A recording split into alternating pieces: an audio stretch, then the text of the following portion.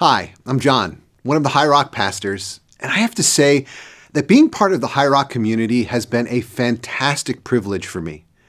I mean, as with anything, there have been ups and downs, but being a part of this church family has been a singular delight in my life. And I deeply hope that your experience will be every bit as rich. But have you ever been part of a group that was the exact opposite? Instead of being a singular delight, it was a singular disappointment, maybe a singular disaster. Maybe you worked for a company that had a toxic culture. Perhaps there was an unchecked bro culture or disastrous egos that were allowed to run amok, or cutthroat in-house competition. If so, I'm with you. I once worked at a Fortune 500 company where I had my official boss, but then I had a dotted line in the org chart to another boss. Interestingly enough, both bosses claimed to be Christian, but one was like an angel and the other was the devil. I can't say I was surprised when they found out that he was stealing from the company. Too bad they didn't do anything about the ways that he was robbing people of peace and happiness until he started robbing the company of actual cash. I have a close friend who worked at the director level for a Silicon Valley giant. Most of you probably own or use some of their products. But in a short window of time, he came to realize that everyone at his level had either divorced or died. And finally, he knew it was time to leave. It was too high a price to pay. Maybe that's you. Being a part of a good team can be a delight, but a toxic team can infect every other area of your life. Beyond work, what about your friend group or your family? It can be wonderful to have the intimacy of close friends and family, but those who are closest to you can also hurt you the most deeply. Sometimes people just don't know how to love one another, or maybe closeness gives way to competition. Sometimes there are one or two big personalities who dominate, who set the agenda, and if you don't fall in line, you become the black sheep. Or there are the constant verbal jabs disguised as helpful advice. I wonder if that's the appeal of all those movies where a team of old friends comes together to become something of a family. There's the classic story of Danny Ocean assembling his 11 associates in Ocean's 11, or the original, in the original or newer version. And then there's Ocean's 12 and 13. I won't be surprised if there's an Ocean's 27, and this is what ChatGPT thinks it will look like. Then there's the Fast and the Furious. I confess that I haven't seen more than just a few scenes, but judging by the endless memes, Vin Diesel uses the word family a lot. Maybe I'll binge watch them when Fast and Furious 50 comes out. My favorite example is a little bit old school, the Blues Brothers movie. In order to raise the money to save the orphanage, they have to get their blues band back together for one final concert. And as they track down each band member, they repeat the same line. We're putting the band back together. And that's the point. We're putting the band back together because we know them. They have all the skills. They know all the right music. It's not just that they have the right talents, they also have the right culture. Whether it's Ocean's 11 or Fast and Furious, they can all do the work and they know how to work together. They've done it before and they can do it again. Our real-life experience of toxic teams, broken friendships, and dysfunctional families makes us crave these possibilities. To put the band back together, to be a valued part of a chosen family. But what if there is no band to put back together? What if there is no pool of past relationships to pull from? What if the only hope is something new? In today's Bible passage, we see Jesus prayerfully selecting 12 people to be his closest disciples. Most of them don't know each other. They haven't worked together before, at least not the kind of work that Jesus is going to give them. Jesus isn't putting the band back together. He's starting fresh. So what do you do if you have all new people in a new team doing something they've never done before, something that no one has ever done before? It's time for some ground rules, right? But like any good coach, leader, or parent, Jesus doesn't try to teach them an exhaustive list of everything to do or not do. Instead, he lays out just a few solid principles that can guide them through all the challenges ahead.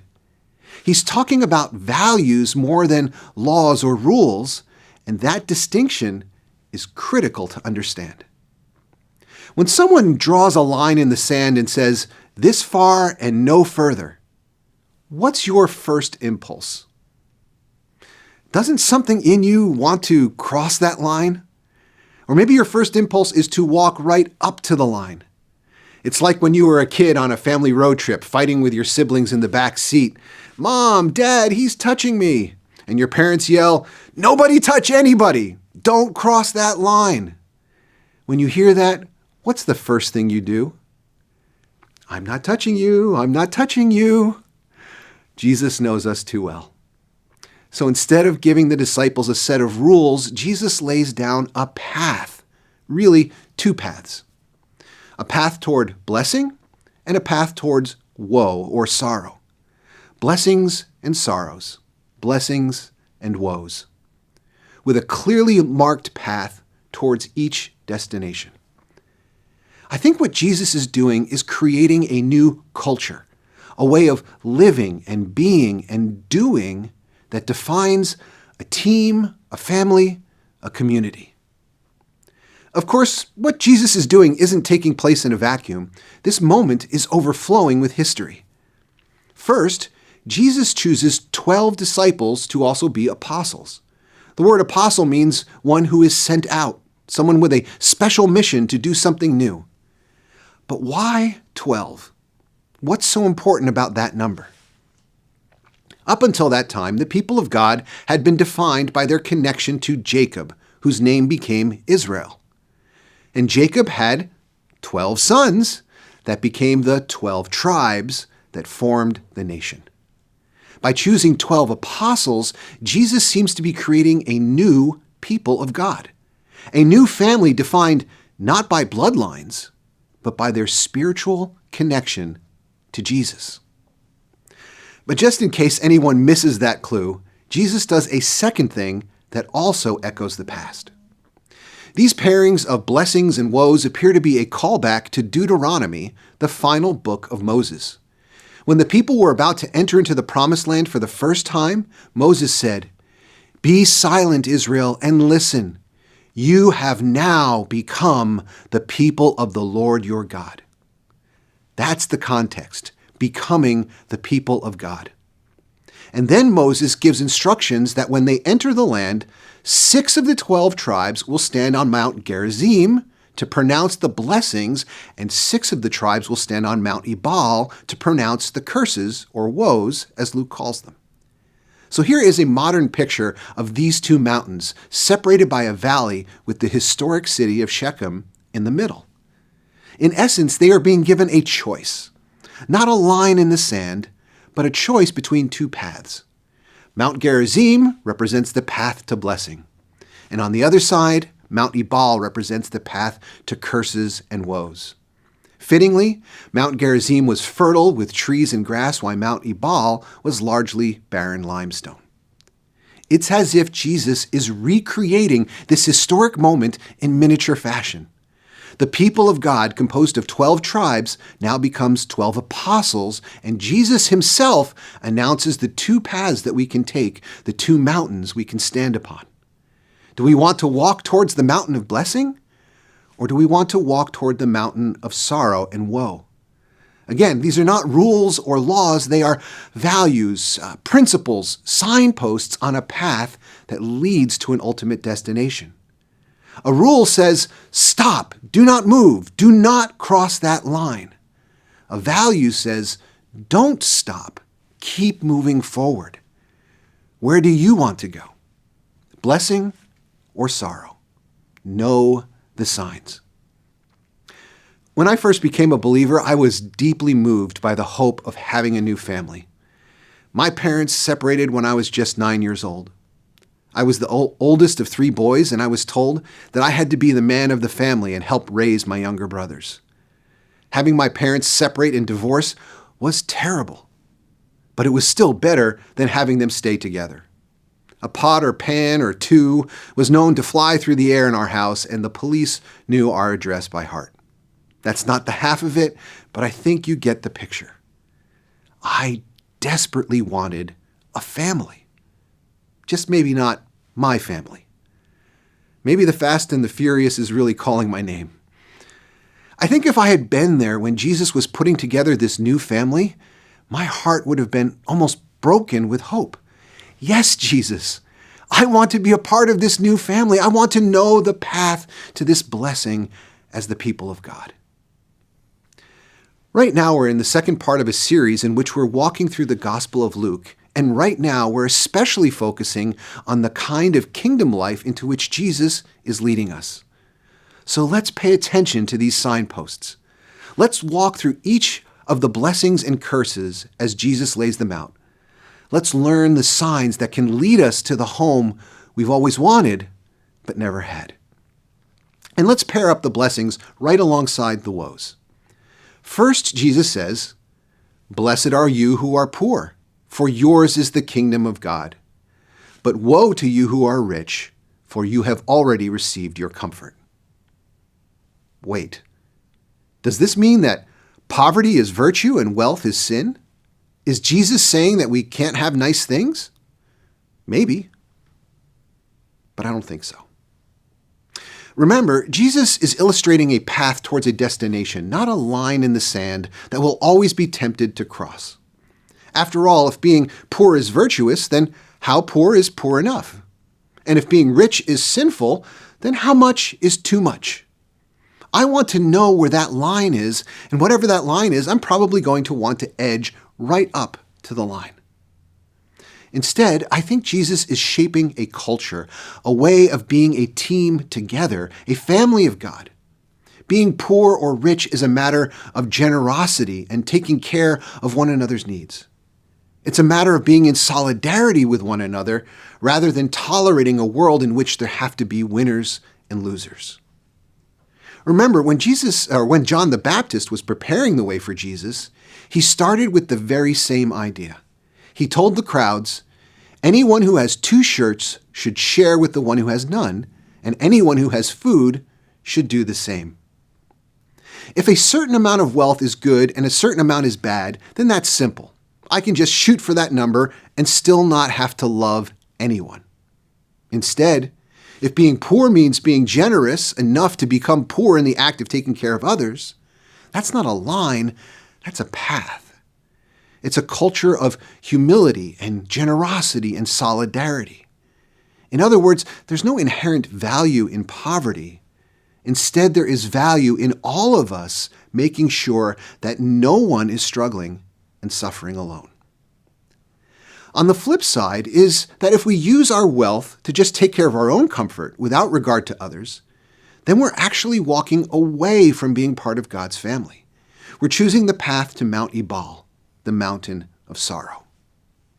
Again, these are values, signs, aspects of a culture that Jesus intends to define us as a team, a community, a family of God. It's a question that you need to ask yourself, a question that we need to ask one another. Is my wealth simply for my own comfort, or is my wealth a gift to be used to take care of and bless one another?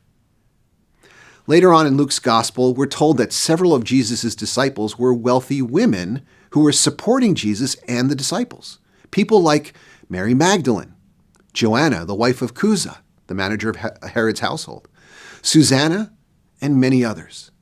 These women were helping to support them out of their own means. Have you ever wondered how Jesus and his 12 apostles were able to walk around the country like unemployed vagrants for 3 years? Well, it seems that there were wealthy people like these women who were supporting Jesus. And maybe that points to a good self-test to see which path we're on with money. Consider this. Have you ever prayed about money? What was the reason? Were you in a tight financial spot?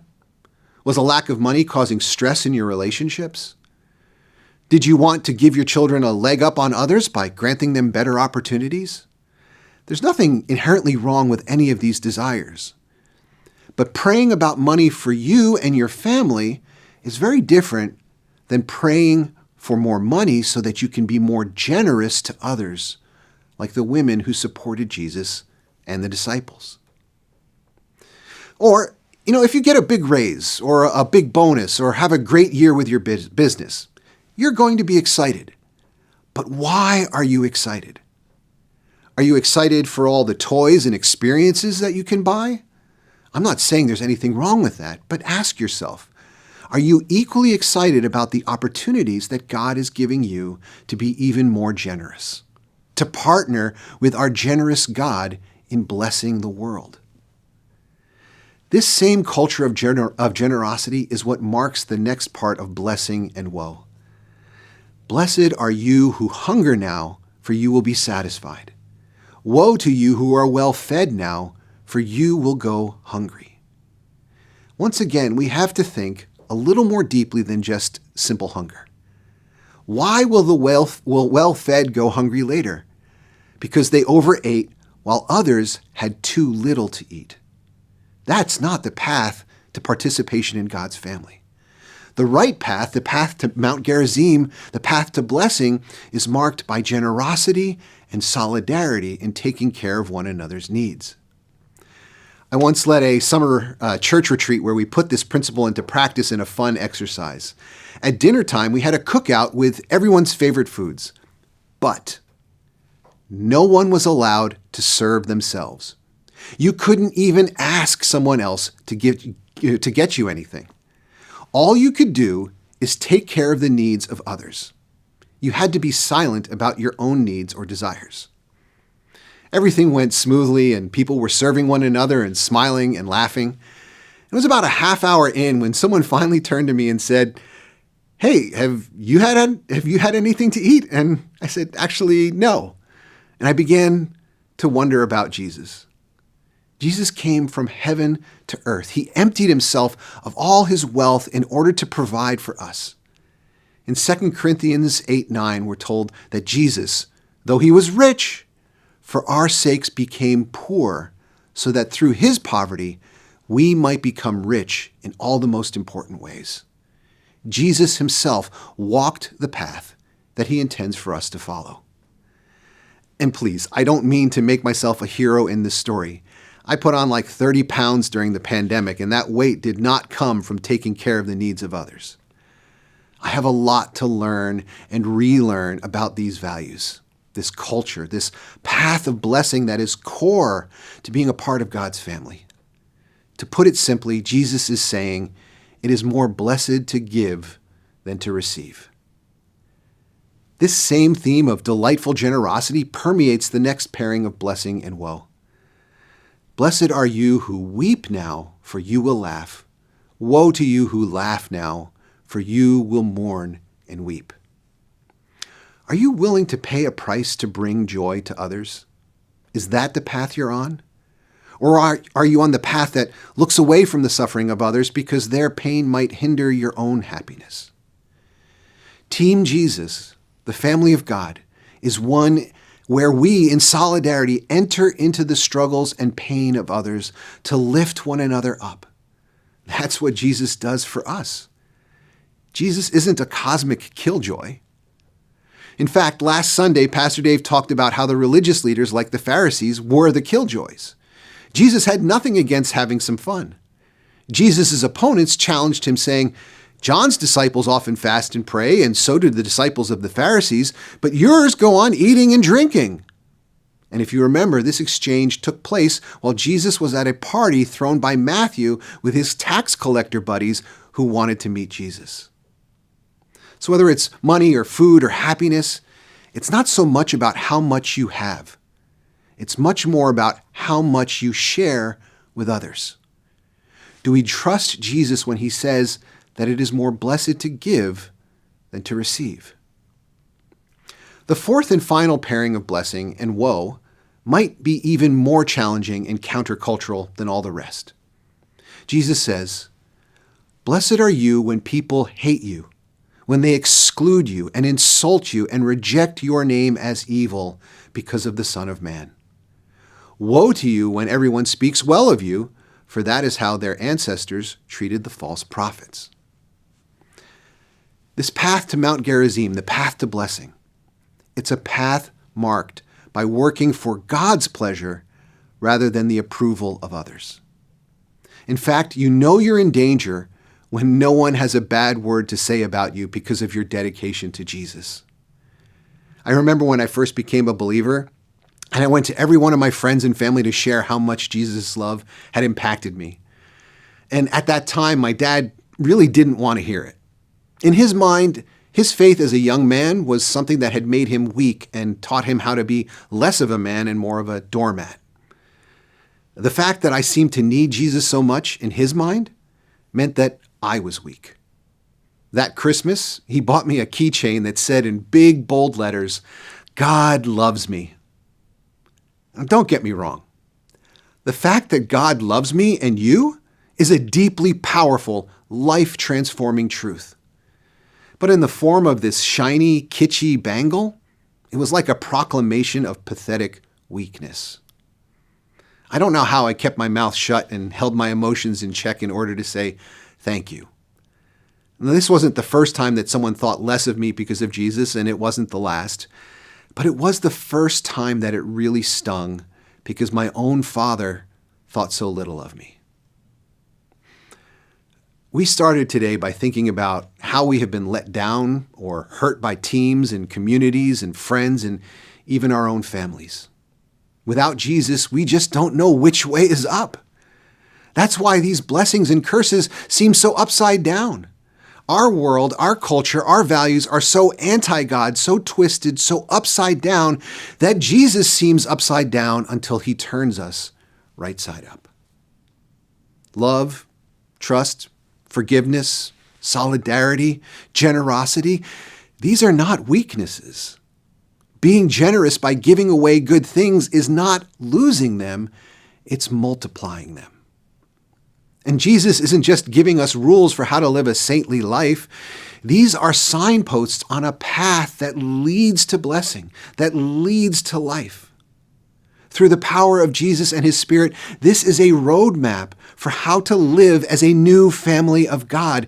These are God-given values that reorient and redeem our broken relationships, our twisted communities, and our dysfunctional families. In fact, that would be my encouragement as you read through this passage on your own or in your small groups this week. Ask yourselves, how well do Jesus' words describe the path that you are on? How well does it describe our community? Where do the signs point? Do I see my wealth and resources as gifts that can be poured out to bless others in the name of Jesus? Or are they just what I've earned, what I deserve? Am I more concerned with just my own happiness? Or am I willing to suffer along with others so that we can share joy together? I think of Pastor Megan's sermon and how she experienced the increasing distance of her friends when she gave birth to Brady with his disabilities. It's a common story among so many parents of children with disabilities. No one wants to enter into your challenges with you to weep now, as Jesus says. Instead, people keep a polite distance. Do we engage in solidarity with those who weep and weep alongside them? Jesus makes it clear that what each path looks like and where each one leads. Jesus adds some final words to the fourth blessing and curse, words that we didn't cover yet. And I want to offer them now as a final reflection, a hope for you if you want to say yes to Jesus. Jesus is not a killjoy. There is real cause for deep joy and celebration. When Jesus chose the 12, that was only a start. Whatever messed up teams and communities and families you might have experienced, Jesus is offering something to you. Just like the 12 children of Jacob became the 12 tribes, those 12 apostles became the foundation of a new family, a people of God, a team like no other. And Jesus says that you are invited. You just have to say yes. Are you ready to say yes to Jesus' invitation to follow him? You can say yes to him right now, this very moment. If you are ready, just say yes to Jesus. Jesus' family values might seem foolish or upside down, and some people might say exactly that to you. But if you've tracked this far with me today, it's probably because what the world is offering isn't working. What's foolish is the way the world continues to do the same thing over and over, hoping for better results. It might seem foolish to follow the Jesus way, but it's the path that leads to life. So hear these words of Jesus as a final meditation and blessing. Speaking of the day when walking the path of Jesus leads to rejection by others, here's what Jesus says. Rejoice in that day and leap for joy, because great is your reward in heaven, for that is how their ancestors treated the prophets. In the day you suffer criticism and rejection because of Jesus, in that very day, leap for joy, shout in celebration. Why? Because welcome to the family. Now you know you're on Team Jesus. To paraphrase the missionary and martyr Jim Elliot, no one is foolish to give up what they cannot keep in exchange for what they cannot lose. Don't stop. Keep moving forward. Read the signposts along the way. Let's choose the path of blessing together.